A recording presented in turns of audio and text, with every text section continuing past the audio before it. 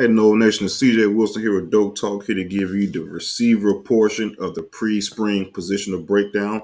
Before we get started, I want to give a shout out to Realtor Jewel Paul. Jewel is a realtor in Southwest Florida, but services the entire state of Florida. Whether you're trying to buy your home or sell your home, Jewel is your guy. Again, if you're trying to buy your home or sell your home, reach out to Jewel. He'll definitely take care of you. Jewel is willing to donate 20% of the closing costs back to you. And again, Jewel is a big FSU fan, so Noles like to take care of Noles. Again, so if you buy your home or sell your home through Jewel, he's willing to donate some of the proceeds to the Battles End Collective. Reach out to Jude at www.homesforknoles.com. Again, www.homesforknoles.com.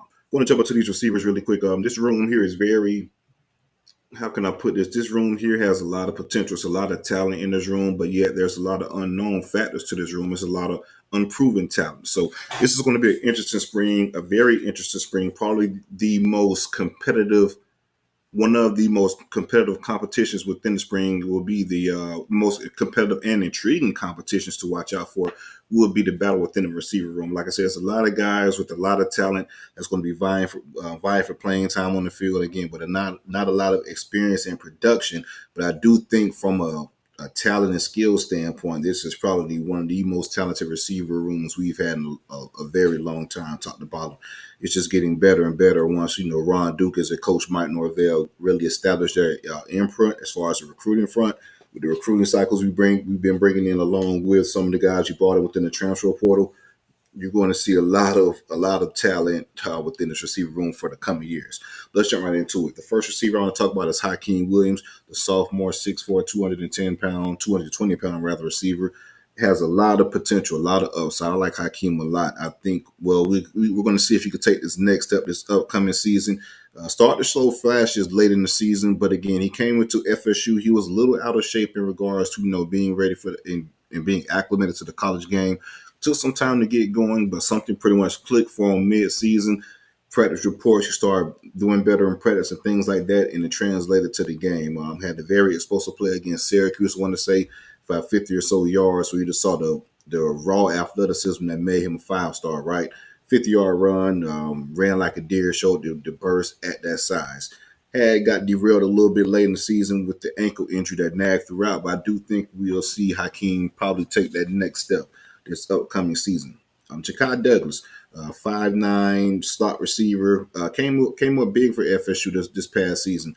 Again, was injured early on. Once he got healthy, kind of established himself as a starter. The Pittsburgh game, if you guys remember, Johnny Wilson and Keon Coleman both were injured during that game and did not play. And Jakhi, pretty much took the receiver one duties and had a great game against Pittsburgh. So big playability, made a lot of big plays against Miami just down the stretch for us just within that season. So I think Jakhi, once healthy, or fully healthy rather, will be another playmaker within the slot position for FSU. Explosive guy. Kentron Portier, senior receiver, 6'3", out of Miami, Florida. Last year was a little bumpy season for Kentron because he had a lot of nagging injuries that kind of, I guess, just drew out throughout the season, right? Didn't really get healthy until towards the end of the season. We saw some flashes. Of course, he made the big-time catch against one of the few highlights against Georgia. It's going to be a bounce back here for Kentron. There's a lot of talent within him. A lot of talent he has, rather. If you go back to 2 years ago, 2022, he was a big-time playmaker for FSU down the stretch. Had some really big games against Clemson, Miami, Florida, things like that. Not Miami, Florida, rather. So I think Kentron has the talent and potential. Just have to see it unlock and be healthy this upcoming year. So the spring is a big one for him as well. Destyn Hill, you guys know, if you guys been following me on Twitter over the years and things like that, you guys know I've been a big fan of Destyn Hill ever since his recruitment back in 2020. Of course, it got derailed due to a situation. But again, he's on campus now, sophomore receiver, 6 foot. I think this past season for him was more so getting acclimated to FSU. Now I think it's really time to unlock that potential for him to take that next step. We're going to see if he could take it this upcoming year, or this upcoming spring, rather, which would be a stepping stone for that. But again, I'm really high on Destyn Hill. Very talented kid, one of the best receivers to come out of Louisiana during his cycle, along with Keon Coleman. They're in the same class. So I think Destyn Hill is going to be a playmaker for FSU. I think he could be a superstar type of guy, man. I'm really high on him. We'll see if he could take that next step. Malik Benson. This is an intriguing one. Transfer receiver out of Alabama, 6'1", 195 pounds, Blazer. That's one thing about this receiver room that's a lot different from past years. Speed, speed, speed. These guys can truly fly. Something Mike Norvell really hasn't had at FSU, and we struggled with last year. If you go back to the 2022 season, that receiver that kind of stretched the field for us was Pokey Wilson. Speed guy, ran 4.4 type of speed.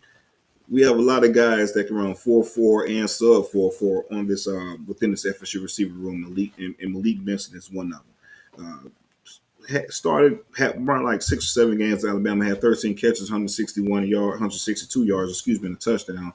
But as you guys know, Bama's passing game last year is very shaky to say the least. He was the number one JUCO receiver coming out. Everybody wanted him. Alabama, Georgia, of course, Alabama won out. Georgia, FSU was very high on him as well, and that relationship kind of paid once he hit the transfer portal. Broke all kind of records at his junior college. Runs 10-4 and 100 meters. This guy's a Blazer. He's going to be in competition, competing for receiver one duties for FSU. We'll see if he can, take that next step. But from a talent standpoint, Malik Benson has that. He's a guy that could take the top off the defense. Another speedster, another transfer, Jalen Brown, 680 pounds out of Palmetto, Florida, Miami. A Miami guy. I was very high on Jalen Brown, and once we within the recruiting process, as you guys see, we're playing LSU here. He ended up electing LSU out of high school and redshirted this past year with LSU. LSU had NFL receivers across the board, Malik, Neighbors, Thomas, and things like that. So for him to take a seat this past year, LSU wasn't a surprise. For him to hit the transfer portal, though, just wanted to get back close to home, and I know that the relationships per his interviews and things like that, the relationships in the past for FSU paid off with Jalen Brown. But from a talent standpoint, I'm really high on this kid. He was one of my favorite receivers out of that cycle. Has 4 years left to play. Another Blazer. Can take the top off the roof, top off the defense, 100 meter, 200 meter state all state type of guy. So again, big time playmaker with 4.3 type of speed. Jalen Brown, I'm really excited for him from a playmaker standpoint. Another transfer, the younger brother of Jakhi Douglas, Jalen Lucas, 5'9", 175 pounder out of Indiana, had over 2,000 all-purpose yards with Indiana. As you guys know, he's probably going to be, well, not probably, he's going to be our kick returner, as he was All-American at Indiana, broke their school record, or tied their school record for most kick returns in the career. He's going to be the main kick return guy, but he's going to be a utility guy on offense as well. I think we're going to use him in a multitude of ways: pass game, run game, matchup type of deal. He's a playmaker in open space, real speed type of guy. So we're going to be interested to see how we use him this upcoming season. Deuce Spann, 6'4", 27-pound senior. I think it's time for Deuce to kind of put it all together. This has to be the year since his last year, senior year. This spring is going to be a important one for Deuce, just as far as want to stay in the rotation and things like that. So potential is there. Sky's the limit. He has all the attributes you want, but this hasn't really put it all together for whatever reason. This has to be the season for Deuce Spann to put it all together. Another receiver who's in the same boat as Deuce, Darren Williamson. All the talent in the world. You hear about the potential, things like that, but a lot of nagging injuries over the years. 6'3", 200 pound.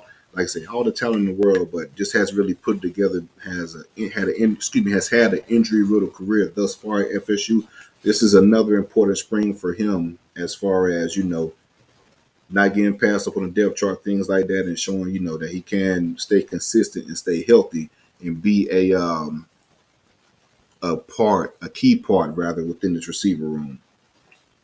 Vandrevius Jacobs, this guy is big play potential that's written all over him, right? Led the state, in touchdowns his senior year. Big time playmaker. You saw flashes last year of his explosiveness. Of course, you hear the reports and things like that. I think Vandrevius could be a star in the making, man. Big time playmaker. He could be a matchup nightmare, and also just once you get the ball in his hands, he's very slippery in space and things like that. Could turn a small play into a big play. It's going to be exciting to see what he does in year 2 at FSU, take the next step. So this spring practice will be important for him as well.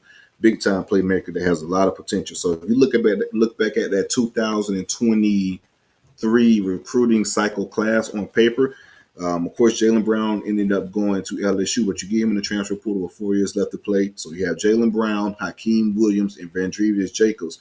That's a very, very good receiver haul, receiver class haul for that 2023 class. So I say that to say this: it's a lot of impactful and very good freshmen coming in as well. Cameron Fryer, excuse me, BJ Gibson, Lawayne McCoy, and Elijah Moore. You factor those guys in, who's going to be competing for playing time as well. From a depth perspective, just everything. This receiver room is very, very good with talent, young talent, raw talent, but again, talent nonetheless. So, like I said, the 2023 receiver cycle, you have Jalen Brown, Vandrevious Jacobs, Hykeem Williams. You factor in Camden Fryer, B.J. Gibson, Lawayne McCoy, and Elijah Moore. The following year, Ron Dugas has done a very good job in regards to flipping this receiver room. If you guys remember coming in a few years ago, rather, receiver room really wasn't that good. Ron and Mike Norvell has done a great job recruiting and changing the perception within their receiver room, bringing a lot of talent, FSU type of talent. So again, very good receiver room. We'll see how it shakes out. As you guys know, like I said, from an experience standpoint, we don't have a lot, but from a talent standpoint, there is a lot, and there's a lot of speed on this team, a lot of speed, something we haven't had, well, Mike Norvell hasn't had during his time at FSU.